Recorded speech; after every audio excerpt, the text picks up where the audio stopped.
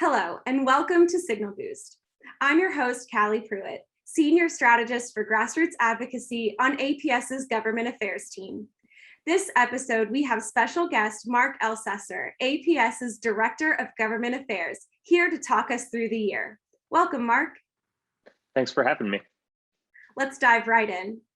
We all know 2020 was a whirlwind, unprecedented year. How has 2021 compared as science policy and advocacy go? Have there been any major shifts? That's a great question, Callie. I think we can talk about this in terms of shifts in people, shifts in policy, and also shifts in advocacy. Now, there have certainly been major changes in the people in charge of federal government in Washington, D.C.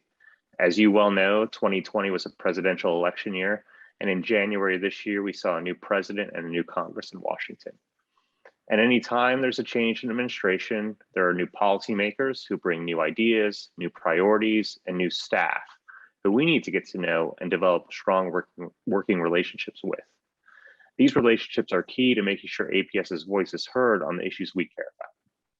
Now, in terms of shifts on policy, I think there's an obvious change in the administration's posture on some of our key issues. Climate change and broadening participation in STEM are just two examples. Finally, in advocacy, I think everyone has gotten a lot better about doing it virtually. Personally, I don't think there's any substitute for an in-person meeting, and I'll be delighted when those return as part of our regular business. But there are advantages to these virtual meetings. It allows us to have our leadership engaged on issues more easily. We don't have to take a day or two out of the schedule of Jim Gates or Phil Buxbaum or Francis Hellman to have them participate in meetings in DC. And it also opens up opportunities for some members who might not have been able to participate at all previously. That sounds really exciting. This is also the first year with you at the helm of the GA team. Congratulations, by the way. What are you most proud of accomplishing this year? Well, Callie, I think this is pretty easy to answer for me. The thing I'm most proud of so far is how dedicated our staff are to APS's mission and serving our members through our policy and advocacy work. Of course, I'm talking about the government affairs team, but I also want our members to know how critical staff and other APS departments are to our success. What we do is only possible because of amazing APS staff across the entire organization. Communications, journals, publishing, you name an APS department, and we've likely worked with them on something. And it's because of these team efforts that we've continued to be an effective voice for physics in this new environment. This year, APS members discussed 5 non-budgetary issues during our congressional visit day that kicked off the all leadership meeting. We've now seen legislation introduced in Congress to address each of these 5 issues. And we're continually looking for ways to improve our advocacy. This year, we also launched a new advocacy tool, a short form report that adds a quantitative data component to strengthen our policy recommendations. And we're now working to create a new advocacy group in 2022 of what I'll call, for lack of a better phrase, all-star advocates. These people will be our grass tops group. We'll help them develop relationships with their congressional offices so that they can effectively engage with them at any time on any of our policy priorities. That is really exciting news. I am excited to see what happens with that. Now, we all know that passing bills is really, really hard. In fact, only 58 bills have been passed so far this session out of more than 10,000 that have been introduced. Where do you see openings for success in the coming months?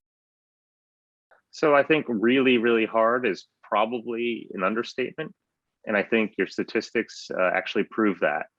But fortunately for us, there is a long history of support on both sides of the aisle for scientific research. You can look at previous Congresses with Republicans in charge, Democrats in charge, it doesn't matter. We've seen strong support for science in both cases. And we're seeing that again this year. In the House, they've passed a number of bipartisan science bills, NSF for the future, DOE science for the future, NIST for the future. APS strongly supports each one of these bills, and many of our priorities are included in them.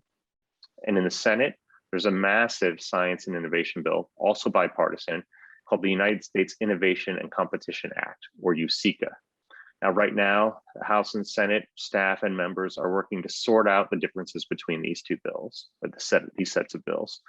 We're hopeful that they'll come to an agreement soon, and a final bill will go to the president to sign before the end of the year. Now, once that occurs, there will be an opportunity for new legislation, and we'll be ready to discuss our next set of priorities with staff and members. But in addition to Congress, it's important to look at the executive branch and opportunities that exist there. Right now, we're in conversations across a number of agencies on research security issues. We're working hard to ensure that the federal government takes a balanced approach that both protects the United States against national and economic security threats and ensures that fundamental research remains open and that the United States continues to be a welcoming place for international students and scholars. Thanks, Mark. It's clear that we've come a long way in the last year and that there will be many opportunities for members to engage and be part of the process in the coming year. Thank you so much for joining us today, and thank you for watching. We'll see you next time.